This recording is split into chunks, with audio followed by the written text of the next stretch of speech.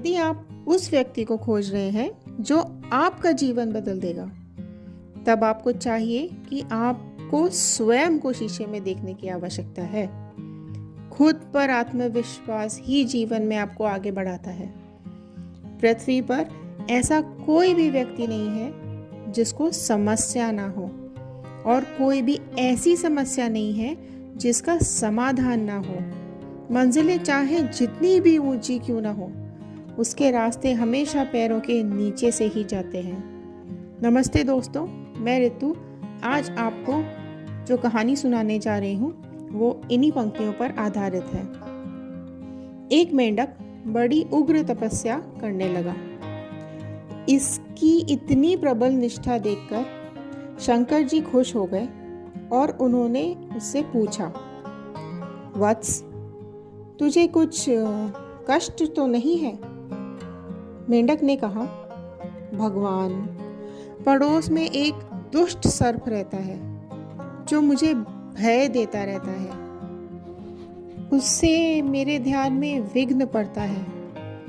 कोई ऐसा उपाय कीजिए जिससे मेरा भय दूर हो और मैं निश्चिंत मन से तपस्या कर सकूं। शंकर जी ने उसे सांप बना दिया।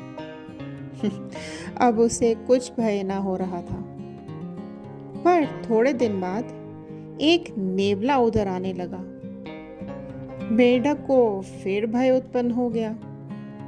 मेंढक ने भगवान शिव का फिर से ध्यान किया तो वो प्रकट हो गए।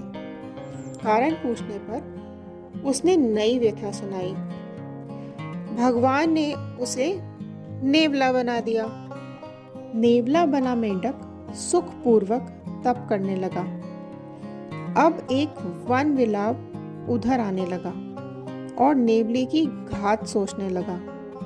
मेंढक ने यह व्यथा कही तो भगवान ने उसे वन विलाप बना दिया। कुछ दिन बाद सिंह की आंखें वन विलाप पर लगी तो शिवजी की कृपा से उसे सिंह का शरीर प्राप्त हो गया।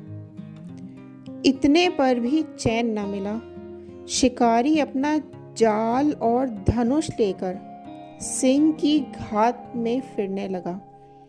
मेंढक ने दुखी मन से फिर शिवजी को पुकारा।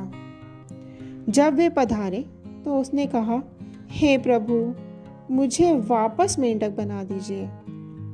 सिंह का शरीर छोड़कर पुनः उसी छोटे शरीर में लौटने की इच्छा करने वाले मेंढक से आश्चर्यपूर्वक भगवान शिव ने पूछा, भला ऐसा क्यों?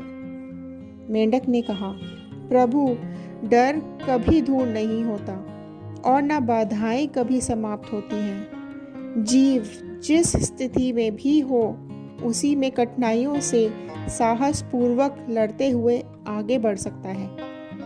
ऐसा मैंने समझा है।